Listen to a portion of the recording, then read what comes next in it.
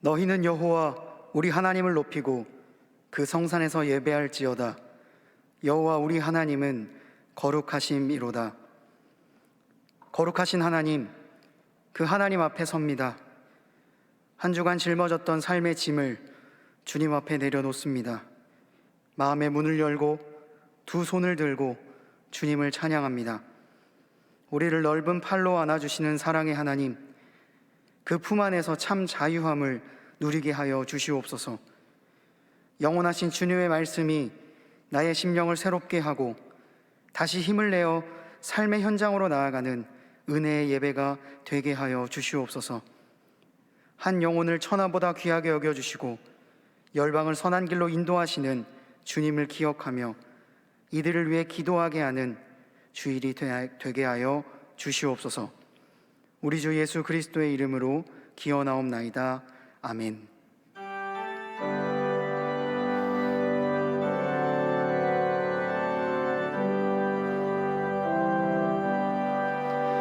모든 영광을 하나님께,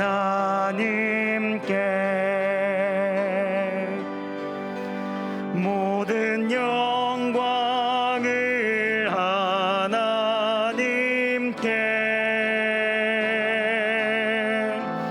온 마음과 뜻 다해 주 사모합니다. 모든 영광을 하나님께.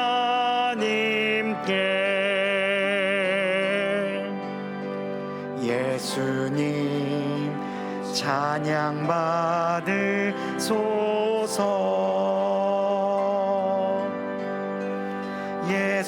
예수님 찬양 받으소서.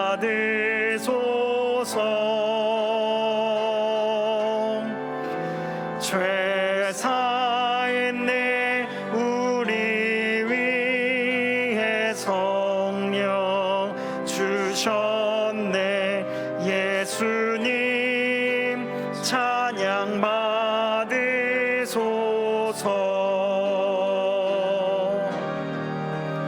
위로의 성령님이시여,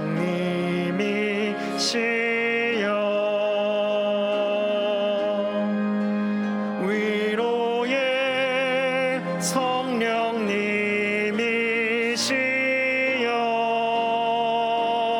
성령님이시여, 우리 안에 계셔서 늘 인도하셨네. 위로의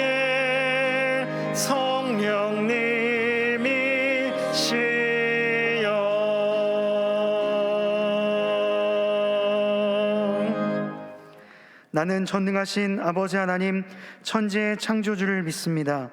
나는 그의 유일하신 아들 우리 주 예수 그리스도를 믿습니다. 그는 성령으로 잉태되어 동정녀 마리아에게서 나시고 본디오 빌라도에게 고난을 받아 십자가에 못 박혀 죽으시고 장사된 지 사흘 만에 죽은 자 가운데서 다시 살아나셨으며 하늘에 오르시어 전능하신 아버지 하나님 우편에 앉아 계시다가 거기로부터 살아있는 자와 죽은 자를 심판하러 오십니다.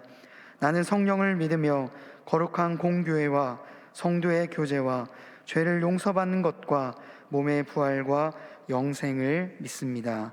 아멘. 하나님, 우리가 하나님의 임재를 갈망하며 경배와 찬양으로 나아갑니다.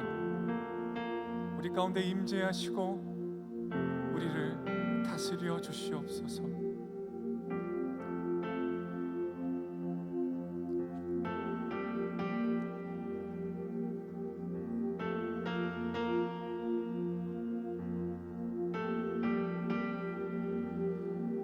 두 손 들고 찬양합니다. 다시 오실 왕 여호와께 오직 주만이 나를 다스리네. 아멘.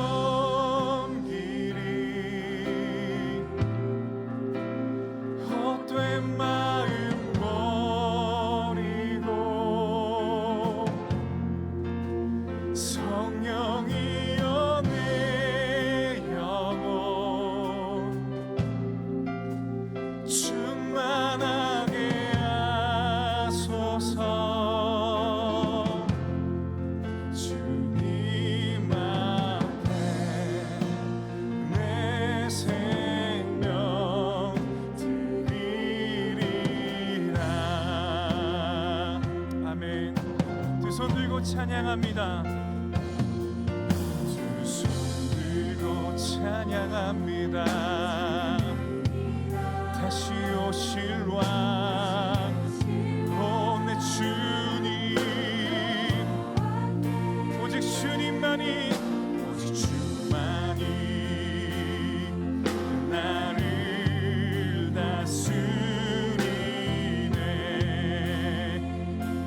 두 손 들고 찬양합니다. 주님,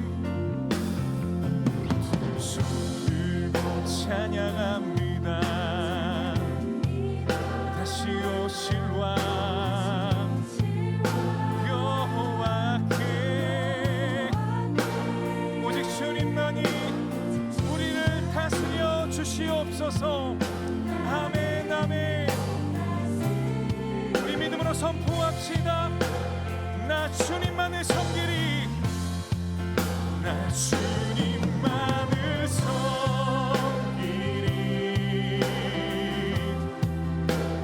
헛된 마음 버리고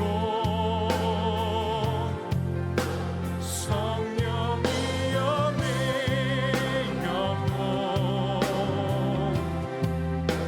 충만하게 하소서. 주님만을 섬기리, 나 주님만을 섬기리. 헛된 마음 버리고 성령이여, 성령이여 내 영혼 충만하게 하소서. 나 주님만을 섬기리, 나 주님만을 섬기리.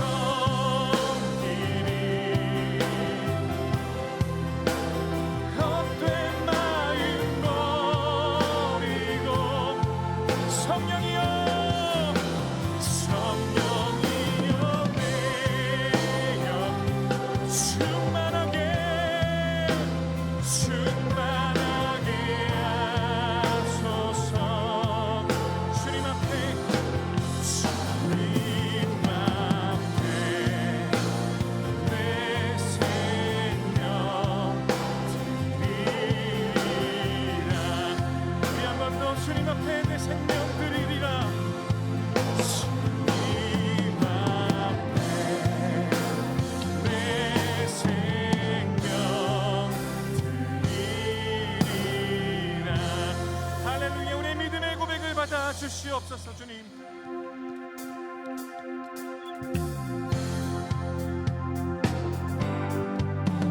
우리 함께 박수하시면서 내 믿음의 고백을 주님께, 우리 주님께 올려드리십시다. 함께 고백할까요? 주님 뜻대로 살기로 했네. 주님 뜻대로 살기로 했네. 주님 뜻대로 살기로 했네. 주님 뜻대로 살기로 했네. 뒤돌아서지 않겠네. 이 세상 사람, 이 세상 사람 날 몰라줘도, 이 세상 사람 날 몰라줘도, 이 세상 사람 날 몰라줘도 뒤돌아서지 않겠네. 뒤돌아서지 않겠네. 뒤돌아서지 않겠네. 어떠한 시련이 와도, 수많은 유혹 속에도 신실하신 주님 약속 나 붙들리라.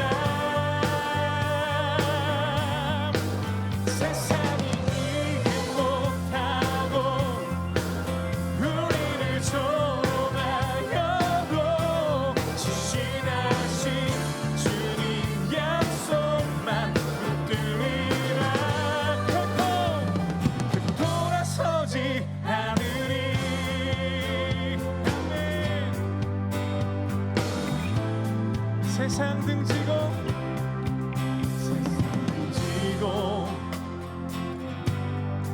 십자가 보내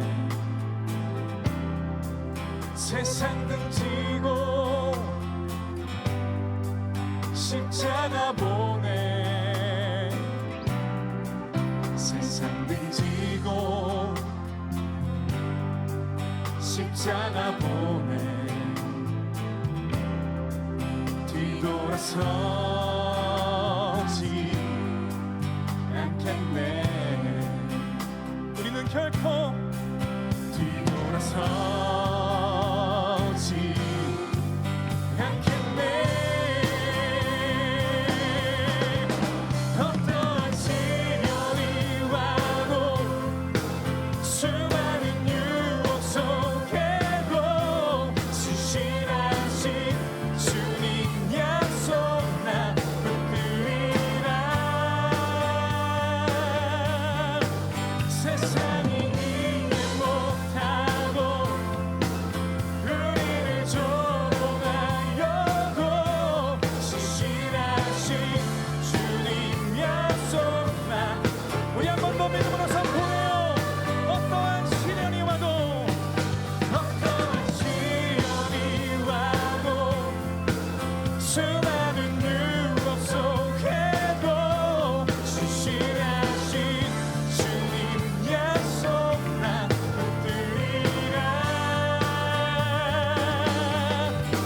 세상이 이해 못하고 우리를 조롱하여도 신실하신 주님 약속 아멘 아멘 나 결코 돌아서지 않으리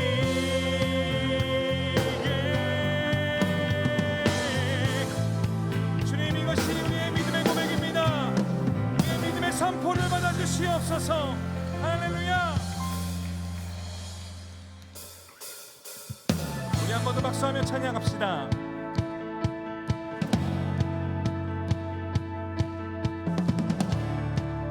푸른 마르고 꽃은 시드나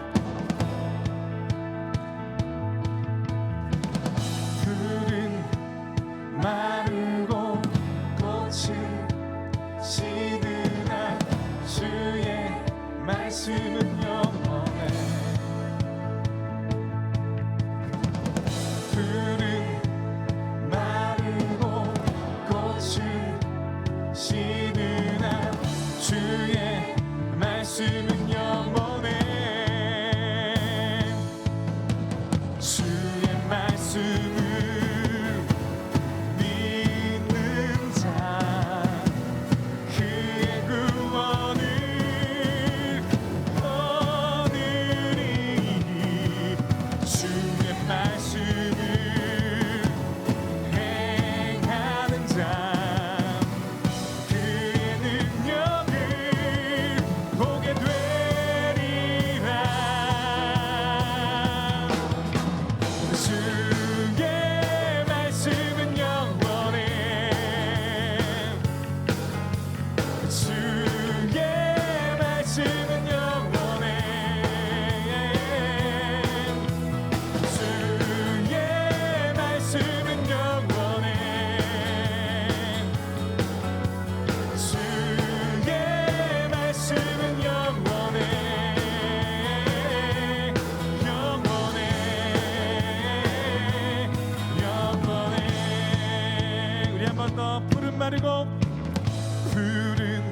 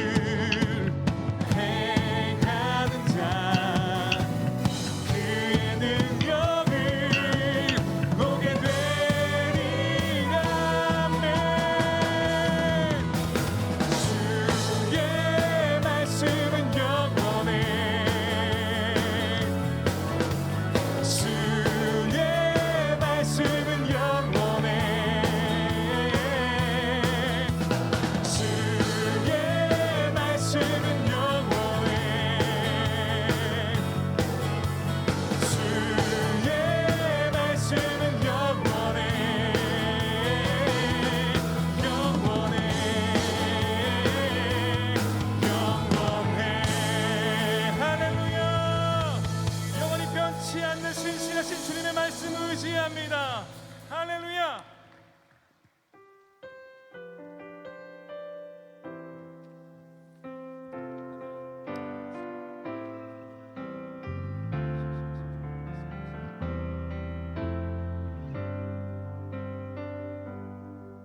주님 말씀하시면 내가 나가리라. 주님 뜻이 아니면 내가 멈춰서리라. 나의 가고 서는 것 주님 뜻에 있으니 오 주님 나를 이끄소서. 주님 말씀하시면 주님 말씀하시면 내가 나가리라. 주님 뜻이 아니면 내가 멈춰서리라. 나의 가고 서는 것 주님 뜻에 있으니 오 주님 나를 이끄소서. 뜻하신 그곳에 나 있기 원합니다. 이끄시는 대로 순종하며 살리리. 연약한 내 영혼 통하여 일하소서. 주님 나라와 그 뜻을 위하여 오 주님 나를 이끄소서. 우리 한 번 더 고백합니다. 주님 말씀하시면 주님 말씀하시면 내가 나가리라. 주님 뜻이 아니면 내가 멈춰서리라. 나의 가고 서는 것 주님 뜻에 있으니 오 주님 나를 이끄소서. 뜻하신 그곳에 나 있기 원합니다. 이끄시는 대로 순종하며 살리니. 연약한 내 영혼 통하여 일하소서. 주님 나라와 그 뜻을 위하여 뜻하신 그곳에 뜻하신 그곳에 나 있기 원합니다. 이끄시는 대로 순종하며 살리니. 연약한 내 영혼 통하여 일하소서. 주님 나라와 그 뜻을 위하여 뜻하신 그곳에 뜻하신 그곳에 나 있기 원합니다. 이끄시는 대로 순종하며 살리리. 연약한 내 영혼 통하여 일하소서. 주님 나라와 그 뜻을 위하여 오 주님 나를 이끄소서. 오직 예수 오직 예수 나의 믿음. 십자가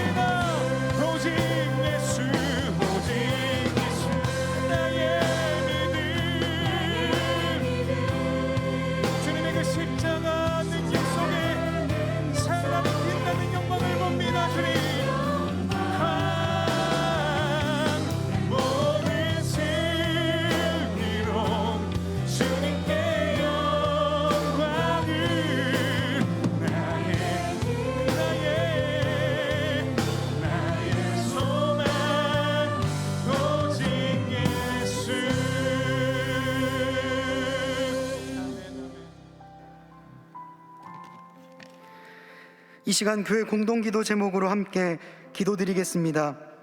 첫째, 캄보디아에서 사역하시는 이훈 조복순 선교사님, 빈민구제 사역을 통해 시엠립 지역을 복음화하도록.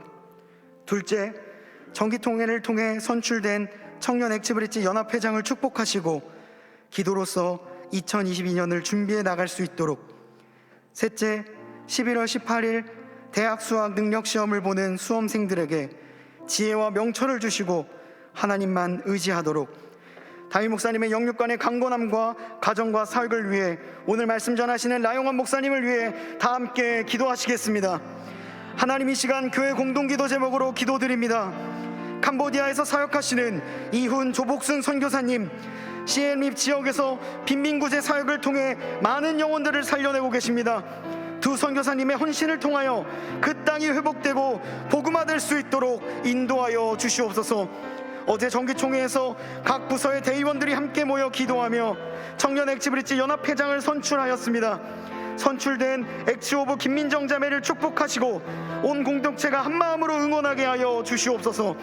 우리 공동체 모두가 이끄시는 주님을 의지하며 기도로 2022년도를 준비하게 하여 주시옵소서.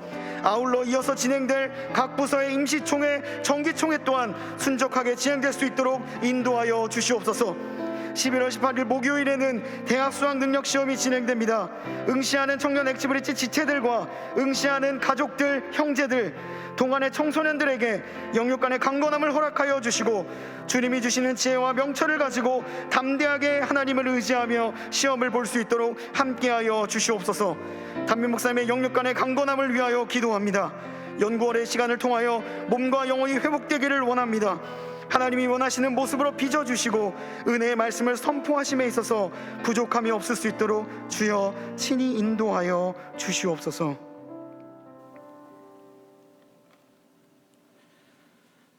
오늘도 이 자리에 우리와 함께 하시는 하나님 아버지, 우리가 온라인과 오프라인으로 함께 예배드릴 수 있게 하심에 감사합니다. 우리 모두가 각자의 삶의 자리에서 최선을 다했기에 오늘 이 시간은 하나님과 보다 더 깊은 교제의 시간이 되길 원합니다. 이번 한 주도 우리가 연약한 인간임을, 어쩔 수 없는 죄인임을 깨닫게 되는 시간이었습니다. 매 순간 죄를 피해 하나님께 도망가지 못했던 순간들을 회개하오니 우리가 죄의 사슬을 담대히 끊고 하나님께 달려갈 수 있도록 훈련시켜 주시고, 그래서 훗날 우리가 주님 앞에 서는 순간을 두려워하기보다 기대하는 삶을 살아가게 하소서. 주님, 우리는 세상에 속해 살아가면서 수많은 경쟁을 하게 됩니다. 그런 가운데 우리의 시선이 다른 이들을 향해 고정되어 서로를 비교하지 않게 하시고 오로지 하나님께 시선을 고정하고 하나님이 우리를 위해 계획하신 가장 선한 길을 묵묵히 걸어가게 하소서. 우리 모두의 가정이 행복하길 소망합니다. 각자의 환경, 각자의 상황이 다르지만 하나님께서 이 땅에서 함께 살아가게 하셨음을 기억하고 진정한 연합은 사랑으로만 가능하기에 매 순간 서로를 사랑하며 보듬어가게 하소서. 우리가 살아가고 있는 이 나라를 위해 기도합니다. 선조들이 기도로 일구온 이 땅을 우리가 거저 살아가는 것이 아니라 우리 또한 기도로 이 나라를 세워나가게 하시고 청년과 장년의 대립이 아닌 청년의 열정과 장년의 지혜로 이 나라를 더욱 부흥시킬 수 있도록 함께하여 주시옵소서. 우리가 속한 엑스브릿지를 위해 기도합니다. 금주에 진행된 정기총회에 주님께서 함께하여 주셨음을 믿습니다. 많은 이들의 기도로 선출된 연합회장이 새로 꾸려질 임원들과 함께 내년 사역을 준비하게 하시고 주님께서 그 과정 가운데 늘 동행하여 주시옵소서. 연말을 준비하고 있는 엑스브릿지 모든 지체들이 한 해 동안 하나님이 함께 하셨음을 느끼게 해주시고 올 한 해가 참 은혜였음을, 참 행복했음을 기억하게 하여 주시옵소서. 또한 남은 부서총회와 새로 오실 전도사님들을 맞이하는 과정 가운데 우리의 마음이 하나님의 마음보다 앞서지 않게 하여 주시옵소서. 마지막으로 오부 예배를 위해 기도합니다.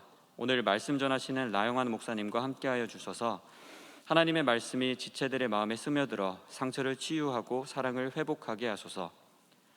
오직 하나님을 위하여 찬양으로 영광 올려드리는 디스페이트와 다드림 찬양대를 축복하여 주시고 안내, 주차, 헌금 등 보이지 않는 곳에서 섬기는 이들을 기억하시고 이들의 삶을 책임져 주시옵소서.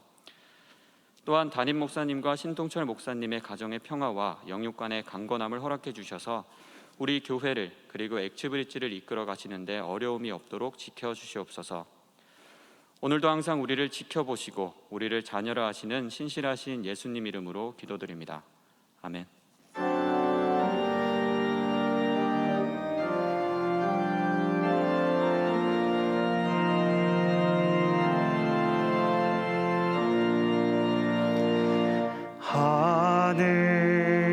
하늘에 계신 아버지 이름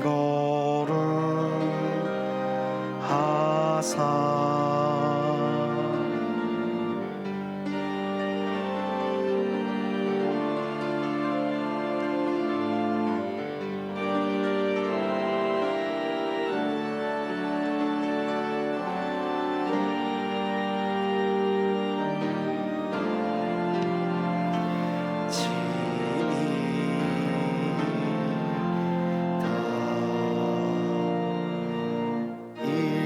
일용할 양식 주시고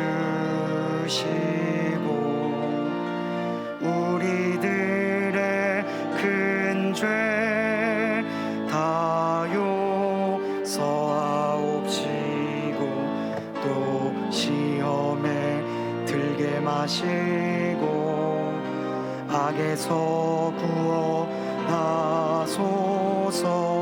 대개 주의 나라 주의 권세 주의 영광 영원히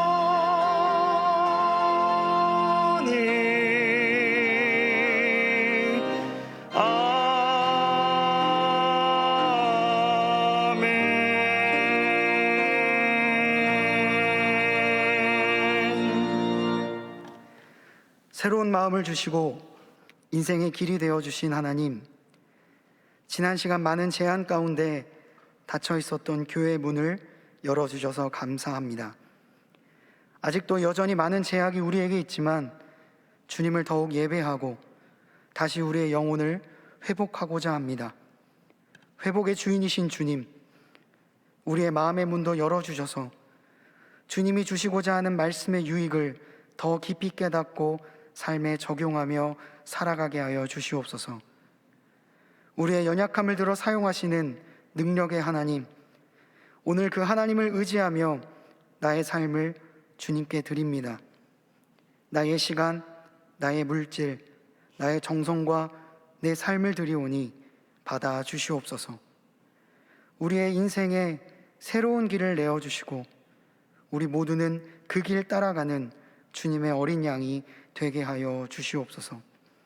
예수 그리스도의 이름으로 기도드립니다. 아멘.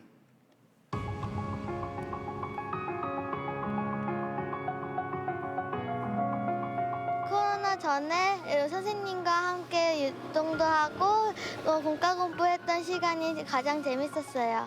이제 소풍 갔을 때 친구들이랑 같이 보물찾기를 했을 때 그 찾는 맛이 있어가지고 재밌었습니다. 예배를 끝나고 막 과자도 먹고 해서 엄청 재밌었고 같이 축구하고 또 다 같이 기도했을 때가 제일 즐거웠던 순간이었던 것 같습니다. 전 제일 먼저 반회식 하고 싶어요. 아이들하고 떡볶이 먹고 그렇게 하면서 같이 얘기도 나누고 그게 제일 먼저 하고 싶어요. 당연하게 생각했던 예배당에서의 만남이 어려웠던 시간들. 마스크 없이 마음껏 찬양하고 기도했던 그때, 그 시간들이 그립습니다. 지금까지 한 번도 살아보지 못한 세상을 살잖아요. 그러면서 그 이전에 얼마나 감사하고 소중했는지 서로를 돌아보고 그리고 앞으로 어떤 미래를 위해서 기도를 해야 갈지 또 아이들하고 함께 생각하는 감사한 시간이었습니다. 온라인을 통해서라도 아이들이 예배하는 모습을 보고 또 소통할 수 있다는 게 감사하고 또 행복한 일인 것 같습니다. 유튜브 방송하는 마치 유튜버가 된 것처럼 저 혼자 이야기하는 상황들도 많았는데 직접 만났을 때에는 조금 부끄럽거나 또는 다른 친구들 때문에 솔직하게 이야기하지 못하는 경우도 있거든요. 그런데 이제 다른 친구들이 안 들어오고 1대1로 들어왔을 때 오히려 그 친구의 좀 속 이야기를 더 들을 수 있을 때도 있고요. 조금 더 잘 사귈 수 있는 시간도 있었던 것 같아요. 선생님들이 코로나 시국이어서 그 현장 예배도 못 드리는데 줌으로 화상회의로 수업을 듣는데 선생님들이 정말 열심히 그 어떤 수업을 할지 어떻게 할지 노력하는 모습이 다 보여가지고 정말 감사했던 것 같아요. 선생님들이 저희 안전을 위해서 방역 수칙을 잘 지키게 해주셨고 코로나 시대가 되면서 교회를 많이 가지 못했는데 그럼에도 불구하고 계속 연락을 주시고 또 관심을 주시고 또 제가 학교 선생님이 아니면 가족한테 말하지 못했던 것들을 오히려 교회 선생님한테 말을 할 수 있던 게 너무 감사했던 것 같아요. 다시 언제 모두 만나게 될지 알 수 없는 기다림 속에서 최선을 다했던 선생님들. 아이들을 위해서 또 다음 세대 우리 청소년들을 위해서 내가 기도 한 번 더 하겠다라는 마음이면 충분하지 않을까 싶습니다. 일단 용기를 내서 와보시면 정말 내가 지금까지 누려보지 못한 그런 기쁨들, 즐거움들을 느끼실 수 있을 거예요. 지금 고민을 하시는 것 자체는 은혜와 축복을 늦추는 그런 것 말고는 없을 것 같아요. 용감하게 도전해 주세요. 우리에게 꼭 선생님이 필요해요. 선생님의 섬김이 하늘의 해같이 빛날 거예요. 많이 지원해주세요. 저희 어린이들은 이제 선생님이 있으신 것만으로도 감사하고 행복하게 잘 지낼 것 같아가지고 용감히 잘 참여해 주셨으면 감사할 것 같습니다. 우선 교사를 고민하시는 분들께는 고민하시지 마시고 저희는 선생님분들을 해치지 않으니 꼭 참여해주세요. 예수님도 선생님들을 기다리고 계실 텐데 저희도 많이 기다리니까 고민하시지 마시고 그냥 바로 오셨으면 좋겠어요.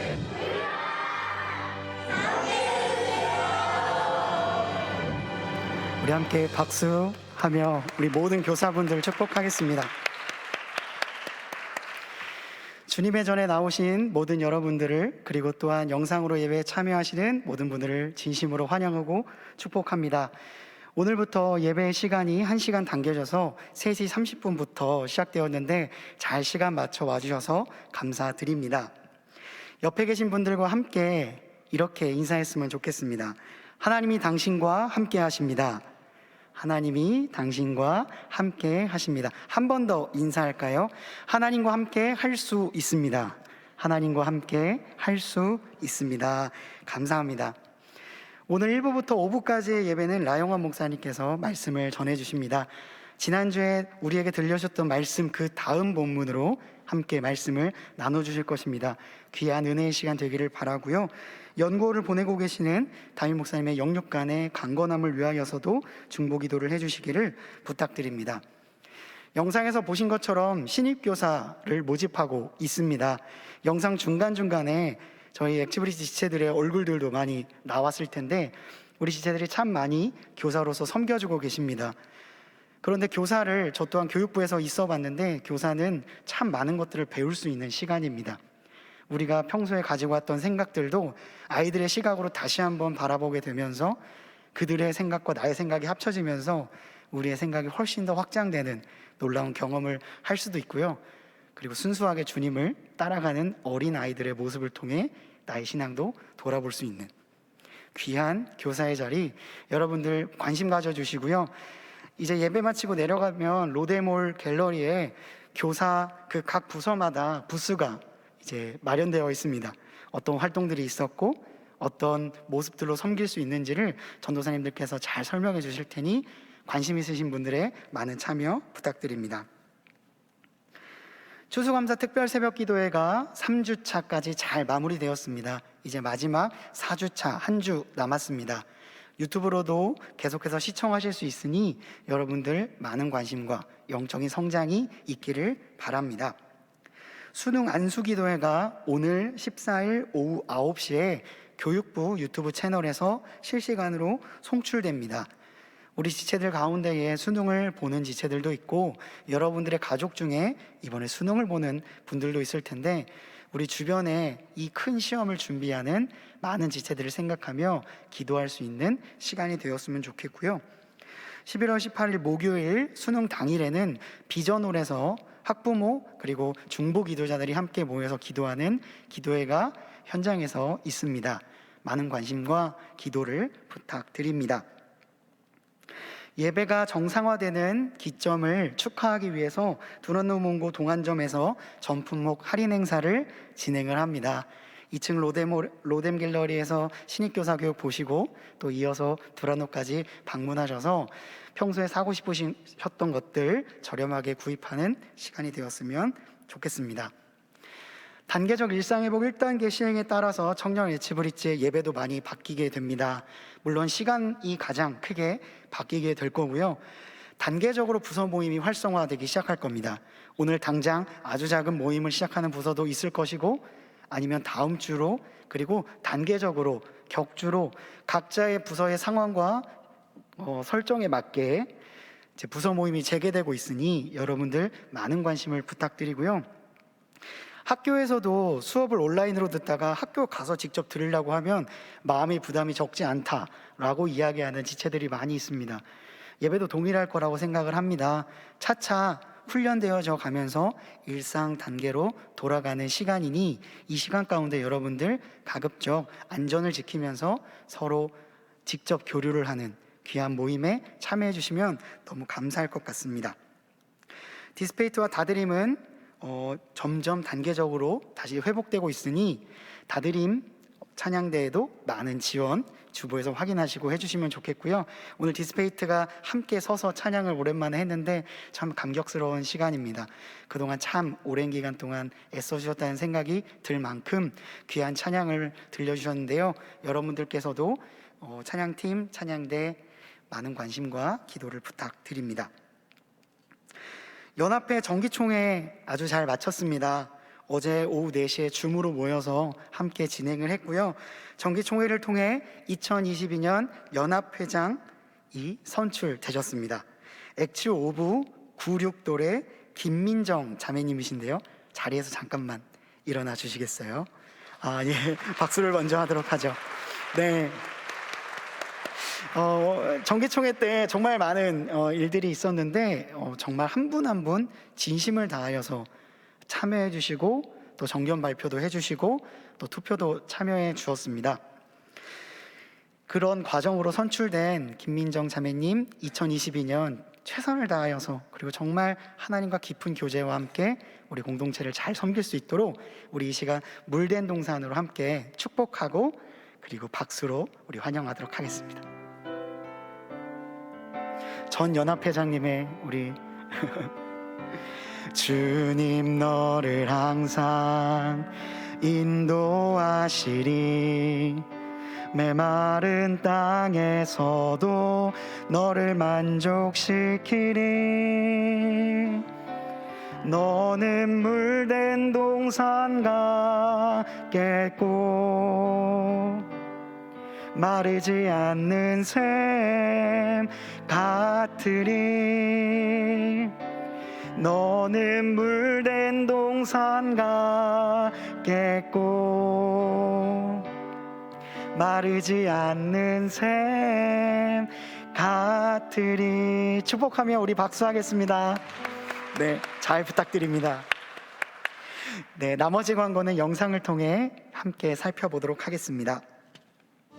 가장 높은 곳에서 가장 낮은 곳으로 찾아오셨네 날 살리려고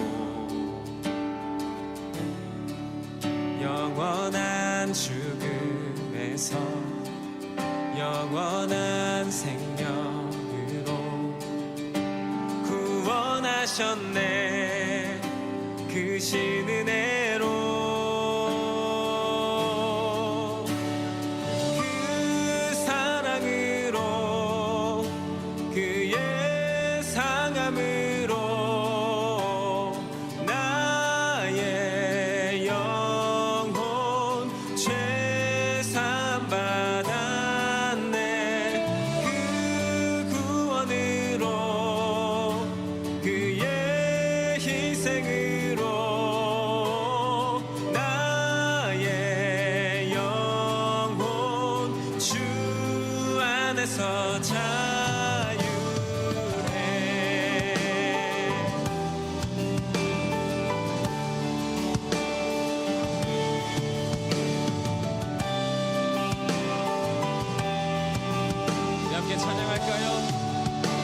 높은 곳에서 가장 높은 곳에서 가장 낮은 곳으로 찾아오셨네.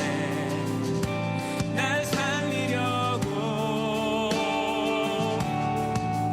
영원한 죽음에서 영원한 생명으로 구원하셨네. 그 신은혜로 그 사랑으로 그의 사감으로 나의 영혼 죄사함 받았네. 그 구원으로 그의 희생으로 나의 영혼 주 안에서 자유해. 그 두 손을 높이 들고 할렐루야 할렐루야 할렐루야. 가장 높으신 주 그 영광을 찬양하네. 할렐루야 할렐루야. 가장 높으신 오늘 우리에게 주시는 하나님의 말씀은 사도행전 11장 19절에서 26절까지의 말씀입니다. 다 함께 일어나셔서 하나님의 말씀을 경청하시겠습니다. 그때에 스데반의 일로 일어난 환란으로 말미암아 흩어진 자들이 베니게와 구브로와 안디옥까지 이르러 유대인에게만 말씀을 전하는데, 그 중에 구브로와 구레네 몇 사람이 안디옥에 이르러 헬라인에게도 말하여 주 예수를 전파하니 주의 손이 그들과 함께 하심에 수많은 사람들이 믿고 주께 돌아오더라. 예루살렘 교회가 이 사람들의 소문을 듣고 바나바를 안디옥까지 보내니 그가 이르러 하나님의 은혜를 보고 기뻐하여 모든 사람에게 굳건한 마음으로 주와 함께 머물러 있으라 권하니, 바나바는 착한 사람이요 성령과 믿음이 충만한 사람이라. 이에 큰 무리가 주께 더하여지더라. 바나바가 사울을 찾으러 다소에 가서 만나매 안디옥에 데리고 와서 둘이 교회에 1년간 모여 있어 큰 무리를 가르쳤고, 제자들이 안디옥에서 비로소 그리스도인이라 일컬음을 받게 되었더라. 이것은 하나님의 말씀입니다. 아멘.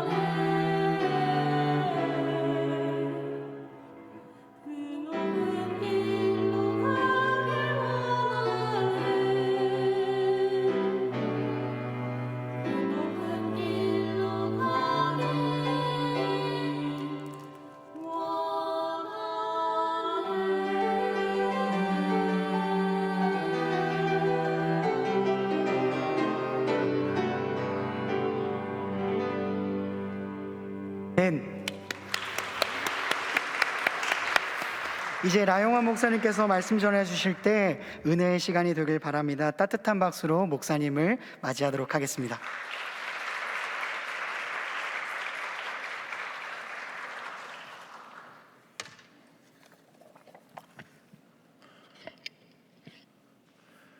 미국의 그 보험회사 업에서 종사하는 윌리엄 하인리라는 사람이 있었습니다. 그분이 이제 보험 사고에 보상한 일들을 했는데 쭉 그 일을 감당하다 보니까 사건의 일정한 패턴이 일어난 것들을 발견하게 됩니다.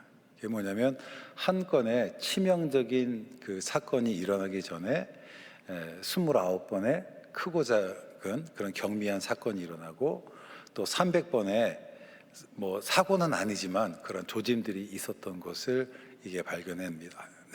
그래서 이제 보험 원칙에 적용해 이것이 소위 하인리 법칙이 되고 1대 29대 300이라고 얘기하는 거죠. 즉 커다란 그 어떤 사고 이전에 크고 작은 그런 그 중하지는 않지만 그런 그 유사한 사건들이 일어난다는 이 얘기들을 저는 들어보면서 이것을 좀 변화에 적용해 볼 수도 있겠다라는 생각을 해봤어요.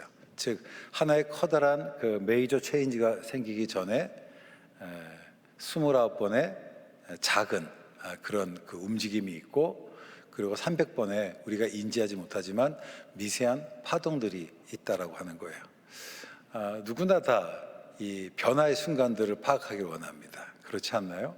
변화의 순간들을 파악하길 원하는데 저희 작년 올 초 얘기를 할게요. 저희 여동생이 어느 날 갑자기 주식을 사겠대요. 그러더니 97만 원의 삼성전자 주식을 샀어요. 여기는 잘 모르시겠지만 그리고 나서는 곧 10만 원 간다 그러는데 요즘 이제 7만 원대에서 6만 원대 왔다 갔다 하잖아요. 얼마 전에 전화가 왔어요. 그러면서 뭐라 하냐면 오빠 큰일 났어. 나 남편 모르게 저축한 거 가지고 주식을 샀는데 어떻게 그 얘기를 하더라고요. 그래서 왜 그때 이제 얘기를 했더니 친구들이 다 사길래 곧 이게 뭐 많이 뛴다 그렇게 산다고. 이게 뭔가 이 시장에 참 오죽 답답하면 목사님 저한테 얘기하겠어요. 제가 경제를 뭘 알겠습니까? 그래서 이제 계속 이 친구는 제 여동생이 신문을 보는 거예요. 신문을 보고 막 얘기를 하는데 뭔가 커다란 변화를 얘기를 해요. 근데 사실 생각해 보면 이 우리가 뭔가 변화를 왔다고 느끼는 순간 소위 그때는 폭망한 순간이 아닌가요? 그렇죠? 그 이전에 사실은 그 변화의 흐름을 감지하고 대처하는 것이 필요하지 않겠는가라고 생각을 합니다. 사실은 큰 변화보다는 미세한 작은 파동을 발견할 수 있는 그런 지혜들이 우리에게 필요한 것이 아닌가라고 생각을 해요. 인류 역사를 되돌아보면 큰 전환점들이 몇 가지가 있었어요. 우리가 역사를 보면 고대가 있고 중세가 있고 현대가 있습니다. 근데 이제 중세에서 현대로 넘어가는 그 분기점에 현대의 서막을 열었던 것이 뭐냐, 르네상스라고 하는 거예요. 이 르네상스 무브먼트는 14세기부터 16세기 중반에 일어났던 서양의 어떤 지성사, 지적인 어떤 혁명적인 사건이었고, 소위 중세의 종말과 현대의 시작을 알리는 그 사건이었습니다. 그런데 여러분 뭐 교양 시간에 배웠겠지만 르네상스 하면 떠오르는 유명한 아티스트들이 있죠. 다빈치라든지 또 미켈란젤로라든지 보티첼리라든지 라파엘로 같은 그런 사람들이 있을 거예요. 우리가 흔히 생각하는 소위 그레이트 르네상스 아티스트는 이런 사람들이에요. 하지만 르네상스는 그 보면 어느 날 갑자기 팍 터진 것이 아니라 200년 동안 조금씩 움직였다라고 하는 거예요. 저는 그림에 좀 관심이 많습니다. 좀 그림 얘기를 해도 괜찮을까요? 뭐 동의하면 어떻게 해서 어차피 할 건데, 그렇죠? 그림 얘기를 좀 하면 14세기에 들어오면서 유럽의 미술사에 독특한 장르가 등장하기 시작해요. 그것이 바로 뭐냐면 소위 죽음을 주제로 한 그림이 여기저기서 등장하기 시작합니다.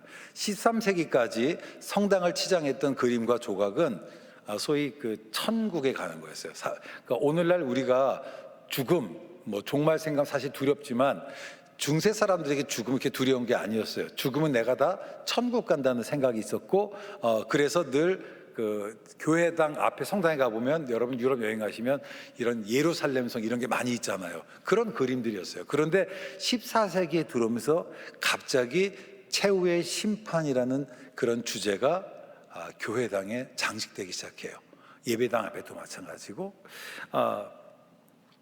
저는 이제 그 문화에 좀 관심이 많은데, 문화를 보면 어떤 하나의 시대가 한계에 도달했을 때에 나타나는 그 문화적인 현상이 뭐냐면 갑자기 죽음이 일종의 유행이 되더라고요. 죽음에 대한 관심이 막 늘어나요.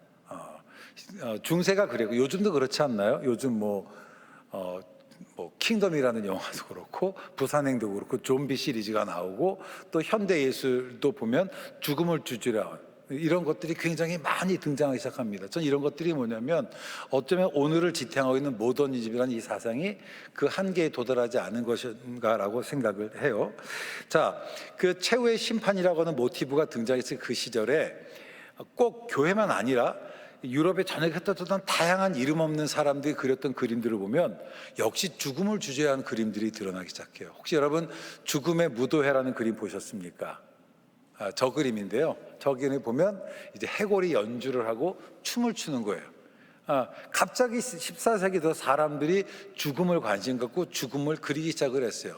또 다른 그림, 죽음의 춤이라는 그림입니다. 저것은 종교개혁 당시인데요. 소위 저런 죽음이라는 주제가 갑자기 부각했던 것은 흑사병과 관련이 있어요. 14세기에 흑사병이 유럽 전역을 휩쓸었고 유럽 인구의 3분의 1이 죽었습니다. 사람들은 원인도 알지 못했고 치료법도 알지 못하고 죽음 앞에 속수무책이었어요. 그 당시에 중세를 지탱하고 있었던 이 소위 교황이라고 하는 그 시스템이 그 문제에 대해서 대답을 주지 못했던 거예요. 저 위에 있는 그림들을 보시면 여러분 보실 때 오른쪽에 보시면 여러분이 오른쪽이 맞구나. 그 오른쪽 맞나? 왼쪽이구나. 제가 그림 거꾸로 봐서 화면이 왼쪽에 보시면 어떤 사람이 설교하는 모습이 나오죠. 종교개혁가들이에요. 그리고 그 반대편으로 보면 교황과 귀족의 해골에게 흘려가는 거예요. 그것은 뭐냐면 그 변해가는 시대에 대안을 주지 못했던 이 중세 시스템의 한계를 보여주고 종교개혁가들이 나와서 솔라 스크립추라, 성경이 답이다, 복음이 답이다 제시하는 그런 대비를 그려주는, 그러니까 종교개혁 진영이었던 일반인이었던 죽음을 주제한 그림들이 여기저기서 나타나기 시작했던 겁니다. 또 다른 그림 하나를 보면 페테르 브레헬의 죽음의 승리라는 작품이 있습니다. 저 작품인데요. 저 작품은 스페인과 네덜란드 간의 30년 종교전쟁을 모티브로 한 거긴 하지만 저것은 소위 그 중세 말기에 시대상을 잘 보여준다라고 생각해요. 저쪽 뒤에 보면 일단 모든 땅이 황폐해버렸잖아요. 그리고 불이 타고 있습니다. 시체가 타고 있어요. 그리고 중간중간 보면 사람들이 지금 교수형 당하고 있고요. 그리고 왼쪽 화면에 보시면 사람들이 이게 목을 지금 커팅당하는, 참정당하는 모습이 나오고, 화면이 좀 달리긴 했는데요. 글씨 때문에 가려지긴 했지만 거기 보면 왕도 죽고 교황도 죽고 어린아이도 죽고 죽음 앞에 속수무책했던 그 시대 시대상들을 보여주고요. 가운데에 말을 타고 해골을 가진 사람이 큰 낫을 가지고 사람을 쭉 죽이려고 그러잖아요. 사람들이 죽음을 피해서 막 도망가는데 들어가는 곳이 어디예요? 그게 관입니다. 저것이 소위 중세 사람들이 가졌던 그 시대의 문제였다라고 하는 겁니다. 이 죽음이라고 하는 주제가 막 부각되기 시작했을 때에 미술적으로 보면 미술에 있어서 두 가지 중요한 변화가 일어나기 시작해요. 그 중에 하나가 뭐냐면 화가들이 그림을 그릴 때 그림 속에 자기의 감정을 담아내기 시작합니다. 지오토의 그리스도의 죽음을 애도함이라는 작품이 있습니다. 네, 저 작품을 보시면 저 작품이 1305년에 만들어진 작품인데요. 13세기까지 그렸던 그림들, 혹시 나중에 가시면 그 구글 검색하셔가지고 부장생 시립미술관에 그리스도의 죽음을 애도함이라는 작품이 있어요. 두 개를 비교해 보시면 13세기까지의 그림들은 감정이 안 나타나요. 여러분이 유럽을 여행하시면서 뭐 노틀담 성당이라든지 이런 그 조각들을 보시면 그 얼굴에 감정이 안 나타나요. 그런데 14세기 이후에 그려졌던 그림들을 보시면 저게 그리스도의 죽음이잖아요. 그러니까 예수님을 품에 안고 있는 게 어머니 마리아예요. 슬퍼하게 느껴지시죠? 그리고 손을 뒤로 젖힌 게 막내 제자 요한입니다. 요한이 어떻게 하고 위에 하늘에 있는 천사들도 막 절규하는 것들이 느껴져요. 또 하나 그 반데르 베이든의 저기 이제 그 마드리드의 프라다 미술관에 있는 작품인데요. 십자가에서 내려지는 그리스도라는 작품인데 여러분이 화면이 멀지만 조금 집에 가서 컴퓨터로 좀 보시면 눈에 눈물이 쑥 떨어지는 게 보여요. 슬퍼하는, 애도하는 감정들이 느껴지기 시작한 겁니다. 자, 그럼 질문은 뭐냐면 도대체 왜 저 시기에 사람들은 그림을 그릴 때 자기의 감정을 담아내기 시작했냐는 거예요. 우리들이 잘 아는 다빈치의 최후의 만찬, 갑자기 설교 들어왔는데 그림 얘기가 당황스럽죠. 한번 좀 볼까요? 최후의 만찬을 보시면 예수님이 어느 날 갑자기 식사하시다가 마지막 날에 그런 얘기를 하시는 거잖아요. 너희 중에 한 사람이 나를 팔 것이다. 제자들이 깜짝 놀랐어요. 그래서 당황하는 모습들이 느껴지지 않나요? 도대체 왜 저 시기의 사람들은 이전 세기와 달리 왜 그림을 그릴 때 그림에서 아니면 자기가 그림을 그리고자 했을 때 느꼈던 그런 감정들을 담아냈고 또 사람들이 자기의 작품에서 그런 감정들을 느끼기를 원했냐라고 하는 거예요. 또 하나 있었던 변화가 뭐냐면 원근법의 등장이에요. 그러니까 원근법이라는 게 라틴어로 프로스피케레라는 뜻인데 이게 뭐냐면 멀리 바라보다라는 겁니다. 자, 저기 보이는 게 이탈리안 스쿨의 이상도시라는 작품입니다. 저기 보시면 저기가 피렌체 플러스 로마예요. 로마의 콜로세움과 피렌체의 베프티스트리가 이게 함께 있어요. 그러니까 이 중세 때 사람들은 뭐냐? 나는 아무것도 할 거 없고 사회적 시스템이 전해주는 건 나는 그냥 받아들일 수밖에 없는 그런 나약한 존재들이었어요. 그런데 르네상스 시대 오면서 사람들은 뭐냐면 아니다, 내가 이 세상을 건설해 갈 수 있다. 나는 수동적으로 아무것도 안 하는 존재가 아니라 능동적인 존재라는 것들을 저 이상도시로 표시를 하는데 저 그림을 보시면 원근법이 되게 극단적으로 묘사가 되죠. 그림보다는 그 건물의 청사진 같지 않나요? 도대체 저 사람들은 왜 그림을 그릴 때 저렇게 원근법을 극단적으로 도입했을까? 이유가 있습니다. 이집트 벽화를 보시면요, 고대 그리 작품들을 보시면 인물의 중요도에 따라서 대상의 중요도에 따라서 크기가 달라져요. 왕이 아주 극단적으로 크게 그려집니다. 신하가 작게 그려져요. 나르메르 팔레트 같은 작품이 그래요. 그리고 또 지금은 아니지만 그때는 남성이 중심이 되는 사회였어요. 그래서 보면 남편과 아내 그리면 남편을 굉장히 크게 그리고 아내를 작게 그렸어요. 인물의 중요성, 사물의 중요성에 따라 크기가 달라졌어요. 그런데 이 르네상스 시대 사람들은 그림을 그릴 때 그 사람의 중요도 가지고 판단하는 것이 아니고 작가가 내가 대상을 눈에 본 것에 나에게 가까우면 크게 그리고 멀면 작게 그린 거예요. 여러분, 이것이 무엇이냐? 소위 중세라고 하는 누군가의 타인의 해석을 내가 그냥 받아들이는 것이 아니라 내가 지금 세상에 대해서 느낀 나의 감정이 중요하고 세상을 바라보는 나의 시각이 중요하다는 것이 바로 저런 그림 속에 반영이 됐다라고 하는 거예요. 여러분, 다빈치 아시죠? 다빈치는 자연을 스승으로 여겼습니다. 그래서 다빈치의 작품들을 보시면 인체를 굉장히 이렇게 디테일하게 관찰하면서 묘사했던 것을 봐요. 이게 뭘까요? 이전에는 사람은 이렇게 그려야 돼, 일정한 법칙들이 있었어요. 근데 그것이 아니라 내가 직접 사물을 보고 느끼고 판단하는 것이 중요했기 때문에 그것을 변화로 표현했다라고 하는 겁니다. 여러분, 이것이 우리에게 무엇을 이야기하고 있습니까? 이 중세 말기에 살았던 그 다양한 죽음의 무도회를 그렸던 사람들, 또는 지오토, 바이든, 또는 다빈치, 이런 다양한 사람들은 그 중세 해석이 아니라 그 시대에 대한 자기의 생각들을 표현하기 시작했던 거예요. 다른 사람의 의견이 아니라 내 생각을 주목하기 시작했다라고 하는 겁니다. 그들은 각각 무너져가는 그 시대에 대한 대안을 화폭에 담았습니다. 르네상스는 이런 작은 변화들이 모여서 이루어진 것입니다. 유럽의 미술사를 보면요, 이 변화는 200년 동안 진행이 되었습니다. 처음에는 300번이라는 미세한 파동으로, 그리고 29번의 툭툭 튀어나오는 죽음의 무도회, 죽음의 춤,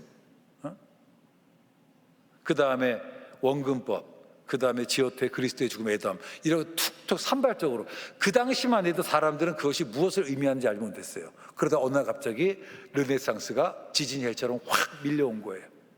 그 변하는 시대들을 깨닫지 못했던 사람은 닫힌 사고 속에서 중세 사고로 대답을 하려고 했고 결국은 몰락해 갈 수밖에 없었다라고 하는 거예요. 하지만 그 변화의 흐름을 민감하게 주목하고 반응했던 사람들은 결국 새 시대의 주인공이 되었다라고 하는 겁니다. 성경을 보면 어느 날 바리새인과 사두개인이 예수님께 와서 질문을 합니다. 뭐라고 질문하면 시대의 표적을 보여다오. 하늘에서 오는 표적을 보여다오. 그때 예수님께서 이렇게 말씀하십니다. 너희가 저녁에 하늘이 붉으면 날이 좋겠다고 하고 아침에 하늘이 붉고 흐리면 오늘은 날이 굳겠다 하나니 너희가 날씨를 분별할 줄 알면서 시대의 표적은 분별할 수 없느냐. 여러분, 우리가 시대의 표적을 볼 수 있어야 돼요. 이 시대의 흐름을 읽을 수 있어야만 합니다. 그런데 이 시대의 표적을 보려면 우리의 영적인 안목이 열려야 돼요. 우리의 영안이 열려야 됩니다. 내 눈으로 볼 수 있는 게 아니에요. 우리 영안이 열리기 위해서는 어떻게 해야 되나요? 그러기 위해서 우리가 말씀과 기도를 해야 되는 거예요. 지금 우리가 특세 기간을 가지고 있어요. 일주일 남았습니다. 이제까지 안 나오셨더라도 이제부터 나오세요. 나오시면 하나님 내 눈을 열어주세요. 그리고 이 세상 속 역사하시는 하나님의 기이한 법을 바라볼 수 있도록 해달라고. 이 변화하는 시대 속에서 내가 무엇을 선택하며 내가 어디로 가야 될지 주여 알게 해달라고 기도하기를 바랍니다. 여러분, 그것이 우리에게 지금 필요한 시기라고 저는 생각을 합니다. 우리가 정말 기도하고 눈을 부릅뜨면서 이 세상을 바라보아야만 합니다. 사도행전 9장부터 11장까지는 소위 교회사의 중요한 변곡점이 되는 사건을 기록하고 있어요. 그게 바로 뭘까요? 소위 복음이 유대를 넘어서 온 세상까지 확장되는 그 사건을 다루고 있습니다. 그 9장, 10장, 11장은 어떤 내용인가요? 사울의 회심, 고넬레의 회심, 베드로의 회심, 그리고 예루살렘 교회의 결정이에요. 저는 예루살렘 교회의 결정이 소위 하이니 법칙에서 말하는 한 번의 결정적 사건이라고 얘기한다면 스데반의 죽음, 그리고 사마리아에서 했던 빌립의 전도, 그 다음에 그 사울의 다메스크 도상에서 부활하신 주를 만난 사건, 고넬의 회심과 같은 것들이 29번의 개별적인 작은 사건일 거예요. 하지만 그 이전에 사람들이 느끼지 못하는 300번의 미세한 움직임들이 있었습니다. 사도행전 9장과 10장과 11장 우리에게 그것을 이야기를 해주고 있어요. 오늘 우리가 함께 살펴보자 본문은 그 미세한 300번의 작은 파동에 관한 이야기입니다. 우리 본문 19절과 20절 말씀을 보도록 하겠습니다. 그때에 스데반의 일로 일어난 환란으로 말미암아 흩어진 자들이 베니게와 구브로와 안디옥까지 이르러 유대인에게만 말씀을 전하는데 그 중에 구브로와 구레네 몇 사람이 안디옥에 이르러 헬라인에게도 말하여 주 예수를 전파하니 주의 손이 그들과 함께 하심에 수많은 사람들이 믿고 주께 돌아오더라. 여기서 그때에 상당히 많은 설교자들이나 주석가들이 그때를 어떤 때로 얘기하냐면 바로 이 예루살렘 교회에서 베드로의 말을 듣고 결정했던 그때로 봐요. 근데 이건 정말 잘못된 해석입니다. 이 본문은 뭐라고요? 그때에 스데반의 일로 일어난 환란으로 말미암아 흩어진 자들이라고 얘기한다면 이 그때는 어디냐? 사도행전 8장 1절에 소위 스데반의 죽음 이후에 예루살렘 교회에 핍박이 났고 사도회의 모든 성도들이 흩어져 나갔던 그때를 얘기를 하는 거예요. 그때에 흩어졌던 사람들이 어떤 사람들은 사마리아 가서 복음을 전하고 어떤 사람은 페니키아, 어떤 사람은 키프로스에 가서 복음을 전한 거예요. 그게 바로 그때라고 하는 겁니다. 그런데 그 중에 소위 어떤 사람들이 구브로와 구레네, 이 구브로와 구레네에게 이 사람들은 뭐냐면 소위 예루살렘에서 흩어져서 복음을 전한 사람들이 아니라 예루살렘에 흩어져서 복음을 전한 사람들에 의해서 전도된 사람일 거라고. 그 사람들이 안디옥에 와서 복음을 전한 거예요. 여러분, 안디옥은요 그 당시에 주민이 50만 정도 됐다고 그래요. 여러분, 고대 사회에서 50만은 굉장히 큰 도시입니다. 메가시티였습니다. 아주 큰 도시였어요. 그곳에는 페르시아인, 인도인, 심지어는 중국인의 집단촌이 있을 정도로 그런 곳이었고, 물론 유대인의 집단촌도 있었습니다. 역사가 요세푸스는 안디옥은 로마에 있어서 로마 제국에 있어서 로마와 알렉산드리아와 함께 3대 도시로 알려져 있습니다. 안디옥은 정치, 경제, 사회, 문화 그리고 철학의 중심지였어요. 뭐 하나 부족한 곳이 없는 것이었습니다. 풍요로운 것이었어요. 근데 바로 그곳에서 이 구레네에서 그리고 키프로에서 도착했던 사람들이 그곳에서 복음을 전하기 시작했다라고 하는 겁니다. 여러분, 이게 복음의 신비예요. 이게 하나님 나라의 신비입니다. 여러분, 교회사를 바꾼 것이 바울이나 베드로, 사도에 의해서 바뀌어진 게 아니에요. 누구? 바로 흩어진 이름 없는 전도자들에 의해서 이 교회의 역사가 바뀌었다라고 하는 겁니다. 우리는 성경을 읽으면서 늘 바울 중심으로 봐, 베드로 중심으로 봐. 하지만 복음은 이미 이들 이전에 바울이 이방인의 사도가 되기 이전에 이미 복음은 확장되고 있었다는 것을 우리들에게 이야기를 하고 있습니다. 저는 그런 면에서는 이 이방인에게 복음을 전했던 이 이름 없는 전도자들이 저는 사도행전의 진정한 주인공이라고 생각을 합니다. 우리는 성경을 읽을 때 늘 영웅 중심으로 보는 게 있어요. 그래서 사울, 베드로, 그 다음에 고넬료 이런 식으로 봐요. 하지만 여러분 성경은 그렇지 않습니다. 예를 들어서 우리가 사울의 힘을 볼까요? 여러분 그런 말 들어보죠. 사울이 바울 된 것처럼 이런 말 들어보잖아요. 거짓말이에요. 사울이 바울 된 적은 한 번도 없어요. 원래 그는 사울이고 바울이에요. 같은 이름이에요. 이름이 두 개인데 하나는 헬라식 이름이고 하나는 그 유대식 이름입니다. 그런데 이 사울이 다메섹 도성에서 부활하신 예수님을 만났어. 다 놀라운 사건이잖아요. 우리는 이 사건을 주목해. 하지만 성경의 핵심은 이 사건이 아니라 아나니아라고 하는 사람이 사울을 위해서 기도한 게 훨씬 더 중요해요. 왜냐하면 그 사건으로 인해서 사울이 눈이 다시 보게 되고 성령을 받고 그리고 그로부터 이방인의 사도라는 하나님의 음성을 듣게 됩니다. 그런 관점에서 보자면 만약에 아나니아가 없었다면 저는 바울도 없었다고 단언할 수 있어요. 자, 그럼 이 아나니아가 어떤 사람이냐? 안타깝게도 성경은 아나니아에게 많은 정보를 제공하고 있지 않습니다. 사도행전 22장에서 훗날 바울이 이 사건을 언급하면서 아나니아가 하는 게 다예요. 그리고 교회사에서도 그 흔적이 사라져 버렸어요. 어떤 사람들은 아나니아가 예수님께서 70인 전도여행 보낼 때에 그때 한 사람이라고 하지만 who knows, 어떻게 알아요? 아무도 모르는 거예요. 여러분 생각해 보세요. 그 중요한 아나니아가 어떻게 살았는지, 어떻게 죽어, 어떤 일이 우리는 알지 못해요.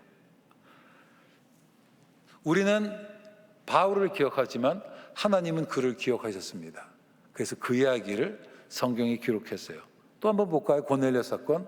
자, 고넬료 사건을 보시면 이 사건이 갖는 그 교회사적인 의미는 교회의 성격과 방향을 결정짓는 거라고 지난주에 말씀을 나눴습니다. 그런데 그 중요한 그 전환점이 등장했던 것이 뭐냐? 고넬료라는 백부장이에요. 그리고 그의 종 2명, 그리고 백부장의 부하예요. 이 세 사람은 이름이 뭔지 나오지도 않아. 그 고넬료는 여기서밖에 안 나와요. 그 이후에 고넬료가 어떤 삶을 살았는지 아무도 몰라. 우리에게 아나니아나 고넬료는 무명한 사람이에요. 그렇죠? 하지만 적어도 사도행전의 관점에서 이 사람은 바울과 베드로보다 훨씬 더 중요하고 의미 있는 사람들이라고 하는 거예요. 어쩌면 그들은 우리에게 무명한 사람이지만 하나님 나라에서는 유명한 사람일 수 있다는 사실을 우리가 깨달아야만 합니다. 사도행전에 등장했던 이 아나니아나 고넬료 같은 사람 보면 별로 특별한 사람은 공통적으로 그들은 기도하는 사람이었고 또 경건한 사람이었다고 소개하고 구제에 힘쓰는 사람이었다고 얘기해요. 그러니까 그냥 그들은 그 당시 경건한 유대인들이 하는 신앙을 가진 사람이 하는 그런 일들을 하는 사람이었어요. 근데 그들이 기도하는 가운데 하나님의 음성을 들었고 그들이 늘 살았던 그 삶을 살아가는 그 담담 일상 가운데 하나님께서 기름 부어주셔서 그 일상이 소위 교회 역사를 바꾸는 그런 전환점이 되게 했다라고 하는 거예요. 저는 그들의 그 하루하루 살아가는 일상 늘 하던 그 기도가 저는 어쩌면 300번의 미세한 파동일 수 있다라고 하는 거예요. 오늘 여러분이 이곳에서 예배드리는 이 시간이 어쩌면 우리 한 대한민국 역사에 아니면 교회사에 아니면 이 지구 인류 역사에 어쩌면 작은 미세한 파동일 수 있다는 사실을 여러분 깨닫기를 주의 이름으로 축원합니다. 여러분 그렇습니다. 흩어진 전도자들도 마찬가지예요. 이 사람들은 예루살렘에부터 왔던 성도들에게 복음을 들었어요. 복음을 들었는데 그들이 들은 복음은 뭐냐? 모든 족속으로 제자를 삼으라는 거예요. 그런데 자기에게 복음 전했던 선생님은 어떠냐? 모든 족속이 아니라 유대인에게만 복음을 전하는 거야. 이거 아닌데? 내가 들은 건 이거 아닌데? 그래서 그들이 그 열정을 갖고 어디를 갔나요? 안디옥에 갔던 거예요. 그리고 누가 보아도 부족한 것이 없는 그 안디옥에 가서 복음을 전한 거예요. 말씀 속에 오는 도전들을 아멘으로 순종하고 나갔던 그 사람들에 의해서 교회 역사가 바뀌어졌다라고 하는 겁니다. 저는 그런 면에서 우리가 있는 본문을 사도행전이라고 하지만 저는 이것은 사도행전이 아니라 어쩌면 무명행전이라고 얘기하고 싶어요. 무명의 크리스찬들이 만들어가는 역사 이야기라고 하는 것들. 우리는 늘 영웅 중심으로 성경을 봐요. 영웅 중심으로 역사를 보지만 하나님 나라 역사는 그렇지 않아요. 이름 없이 자기를 녹이고 빛과 소금처럼 자기를 태우고 살아가는 그 사람들에 의해서 하나님 나라는 확장된다라고 하는 거예요. 정말로 놀라운 것은 뭐냐면 바로 이 안디옥에서 예수 믿는 사람들이 그리스도인이라고 불려지기 시작했어요. 근데 여러분, 이 크리스찬이라는 말이 어떤 사람들은 또 찾아보시면 기독교인을 비꼬는 말이라고 봐요. 여러분, 크리스찬 말은 크리스토스, 그리스도란 말과 이아노스란 단어의 합성어예요. 이아노스가 뭐냐면 팔로워, 추종자란 뜻입니다. 그래서 그리스도인은 뭐냐? 그리스도를 따른 사람이에요. 황제를 추종하는 사람이 뭐냐? 황제가 카이서잖아요. 그죠? 케이사르. 그래서 케이사리노스가 뭐냐? 그게 황제를 따르는 사람이에요. 헤롯을 따르는 사람 뭐냐? 헤롯에 이아노스를 붙여요. 그래서 헤로디아노스가 뭐냐? 헤롯을 따르는 사람이에요. 이게 비꼬는 말이 아니에요. 그 사람들의 삶의 특징을 보여주는 겁니다. 즉 거대한 로마의 가치에 대한 자부심 느끼고 살아가는 그 안디옥 사람들에게 크리스찬들은 어떻게 보였느냐? 너무 이상하게 보였던 거예요. 그 로마의 가치가 아니라 그리스도의 복음의 가치를 자랑스럽게 여기고 그것을 내세우고 살아간 거예요. 그래서 저 사람들을 크리스찬이라고 불렀다라고 하는 겁니다. 여러분, 너무 놀랍지 않으세요? 예루살렘이 아니라 안디옥에서 그리스도인이라 불러졌다는 거예요. 그리스도인이라는 정체성은 사람들이 사도들을 보고서 부른 것이 아니고 누구요? 무명의 전도자들을 보고 불렀다라고 하는 거예요. 이름 없는 사람들을 보고. 동안교회의 정체성은 여기 있는 목사님이나 부장집사님이나 장로님을 통해서 확정되는 것이 아니라 누구요? 이 자리에서 예배드리는 여러분을 통해서 동안교회의 정체성이 확정이 되는 거예요. 여러분, 대한민국의 이 나라의 정체성은 누구에서 확정되나요? 저는 81학번이에요. 저도 한때는 뜨거운 적이 있었어요. 저도 길거리 나가고 소리도 지르고 깃발 들고 막 그러기도 했어. 저는 뭐 3김시대 때 2김씨가 되면 이 나라 바뀔 줄 알았어. 살아보다 안 바뀌더라고. 근데 제가 나이가 들어서 보니까 이 나라를 바꾸는 건 누구냐? 나더라고요. 우리들이더라고. 우리들이 이 나라를 바꾸는 주인공들이더라고요. 우리는 늘 누군가를 보고 누군가를 생각하다가 시대가 우리에게 준 기회를 놓쳐버린 것이 아닌가. 저는 최근에 코로나를 만나면서 한국 사회가 이 위기에 빠졌다고 생각해요. 죄송합니다. 윤석열이라는 분이, 이재명이라는 분이 이 위기를 극복할 거라고 보지 않아요. 만약에 극복한다면 저는 여러분을 통해서, 저를 통해서 저는 우리나라가 이 위기를 극복할 것이라고 봅니다. 이게 하나님 나라의 비밀이에요. 이게 성경이 우리에게 가르쳐주는 겁니다. 본문의 이야기는 스스로 작다고 여기는 성도들에 대한 하나님의 위로예요. 우리는 작은 사람이 아닙니다. 우리는 어떤 사람이냐? 역사의 물줄기를 바꾸는 사람들입니다. 바로 우리가 이 위대한 변화의 서막임을, 서곡임을, 전주곡임을 여러분 알아야 돼요. 내 삶에 이렇게 중요한 가치가 있는데 여러분 이렇게 내 삶을 함부로 살아야 되겠습니까? 지난주에 얘기했던 것처럼 내가 가는 곳이 곧 길이에요. 여러분이 가는 걸음이 한 걸음 한 걸음 내딛는 곳마다 그것이 바로 이 민족의 역사가, 우리 복음의 역사가 새로 쓰여진다는 사실을 우리가 알아야만 합니다. 오늘 이 시대가 길을 잃어버렸어요. 2022년이 어떻게 될지 알지 못해요. 아무도 몰라요. 여러분 2020년 어떻게 되겠어요? 뒤에 앉아있는데 어느 전사님은 그래요. 목사님 총신대는 대면 수업 합니까? 안 하는데요. 내년에는 대면 수업 하겠죠? 하겠죠? 점점점. Who knows? 어떻게 알겠어요? 그렇잖아요. 내년에 모든 것이 정상적으로 돌아갈 거 아무도 모른단 말이야. 그리고 그 시대를 어떻게 대처해야 될지 모르고 있잖아요. 누구나 다. 백신 하나 부스터샷 맞으면 더 나아질까요? 아무도 모른단 말이에요. 그 안디옥이라는 그 거대한 도시 속에서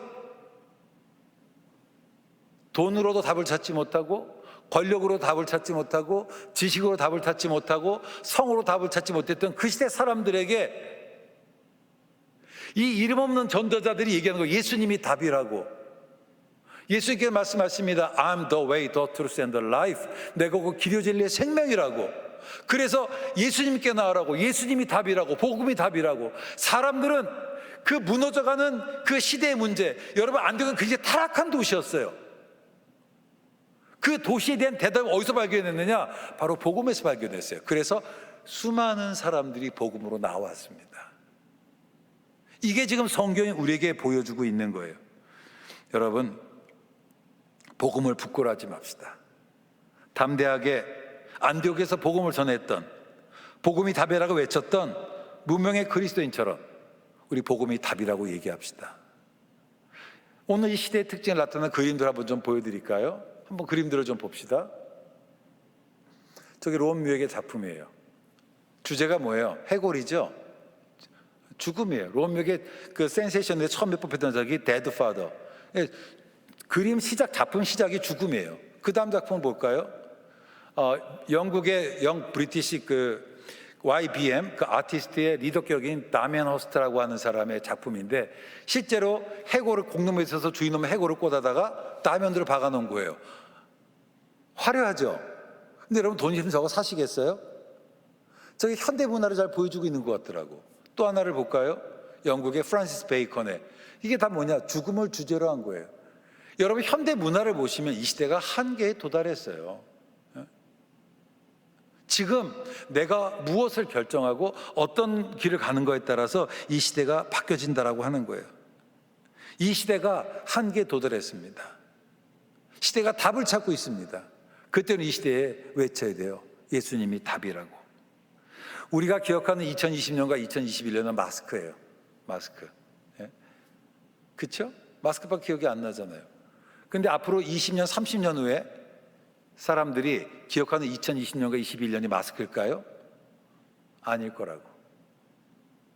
오늘 내가 내리는 결정, 내가 하는 행동이 어쩌면 앞으로 20년, 30년의 사람들이 기억하는 2020년과 2021년일 거라고.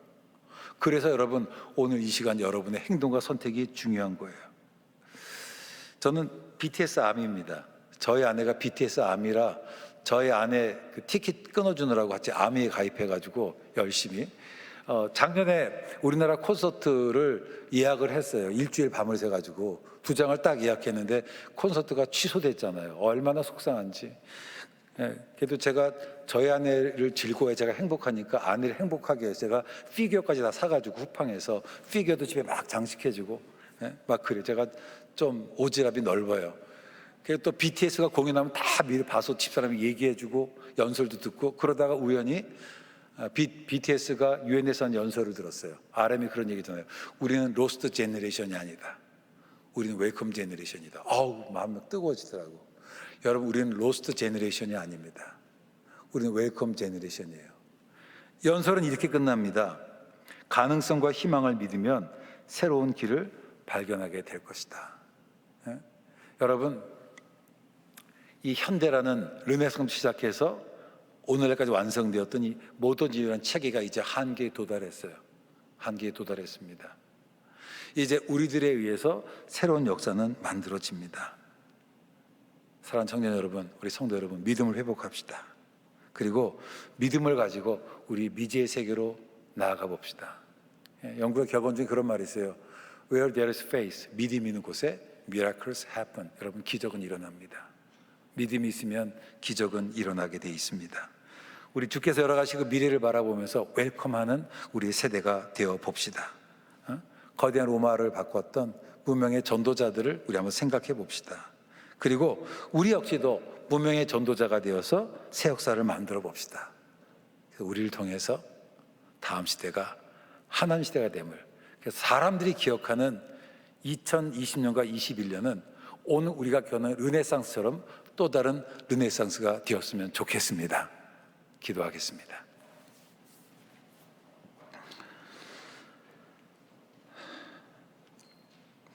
개가 토한 것을 다시 먹고 돼지가 거두었던 자리에 다시 눕는 것처럼 하나님 앞에 버리기로 결심했던 것들을 반복할 수밖에 없는 나약한 인생들이지만 다시 한번 저희를 복음으로 불러주셔서 새롭게 해주심 감사드립니다. 오늘 우리의 하루가, 우리의 선택이 얼마나 중요한 것을 깨달았사오니 이름 없는 이 흩어진 이 무명의 전도자들처럼 각자의 삶 속에서 주께서 매일매일 주신 말씀을 통해서 매일매일 들려주시는 그 도전들을 담담하게 삶으로 담아가는 저희들이 되게 하여 주시옵소서. 그래서 저희들의 일상이 기적이 되게 하여 주시고 저희들의 일상이 모여서 변화가 되게 하여 주시옵소서. 예수님 이름으로 기도했습니다. 아멘. 우리 함께 말씀을 기억하며 다 함께 일어나셔서 우리를 사용하셔서 찬양하시겠습니다.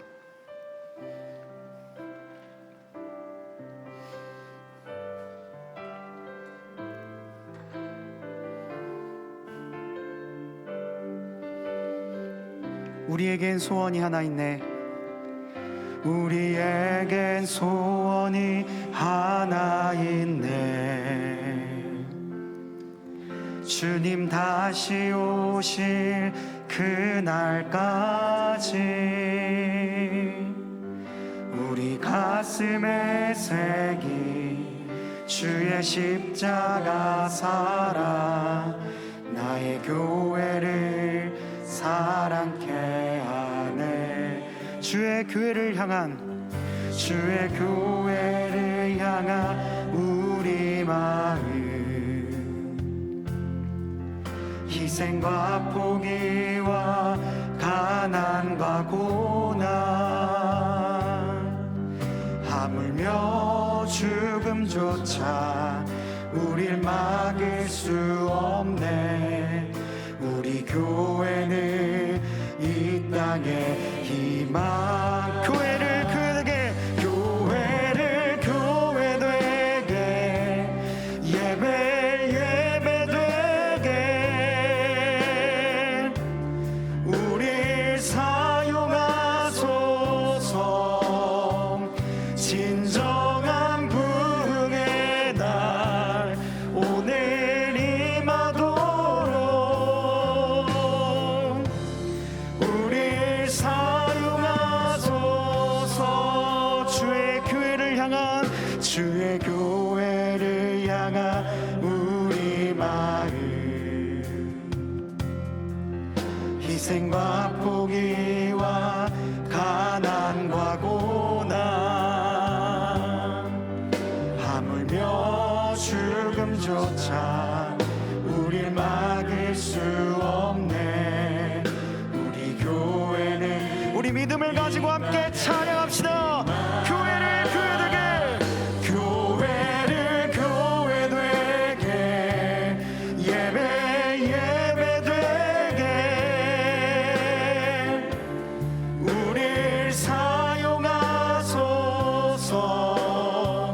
진정한 부흥의 날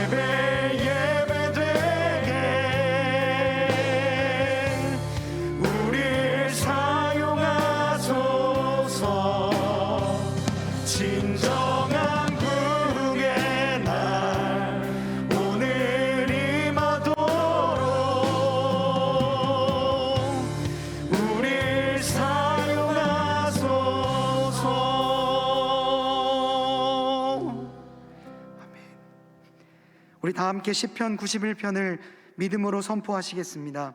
자막을 보시고 함께 낭독하겠습니다. 지존자의 은밀한 곳에 거주하며 전능자의 그늘 아래에 사는 자여, 나는 여호와를 향하여 말하기를 그는 나의 피난처요 나의 요새요 내가 의뢰하는 하나님이라 하리니, 이는 그가 너를 새 사냥꾼의 올무에서와 심한 전염병에서 건지실 것이미로다. 그가 너를 그의 깃으로 덮으시리니 내가 그의 날개 아래에 피하리로다.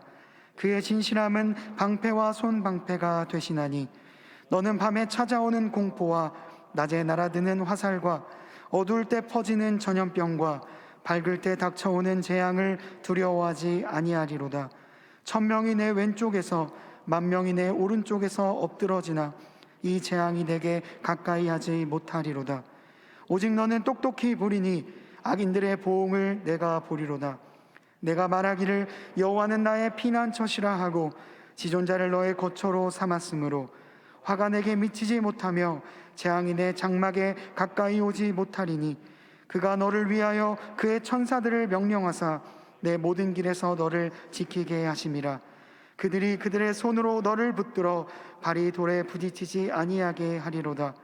내가 사자와 독사를 밟으며 젊은 사자와 뱀을 발로 누르리로다. 하나님이 이르시되 그가 나를 사랑한즉 내가 그를 건지리라. 그가 내 이름을 안즉 내가 그를 높이리라. 그가 내게 간구하리니 내가 그에게 응답하리라. 그들이 환난 당할 때에 내가 그와 함께하여 그를 건지고 영화롭게 하리라. 내가 그를 장수하게 함으로 그를 만족하게 하며 나의 구원을 그에게 보이리라 하시도다. 아멘. 기도하겠습니다. 교회를 교회되게 하시고 예배를 예배되게 하시는 우리 주 예수 그리스도의 은혜와 하나님의 사랑과 성령님의 교통 충만하신 역사가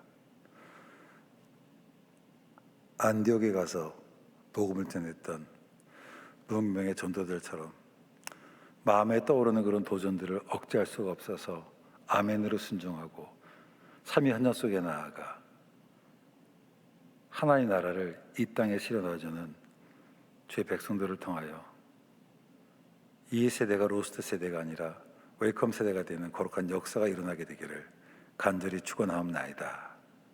아멘.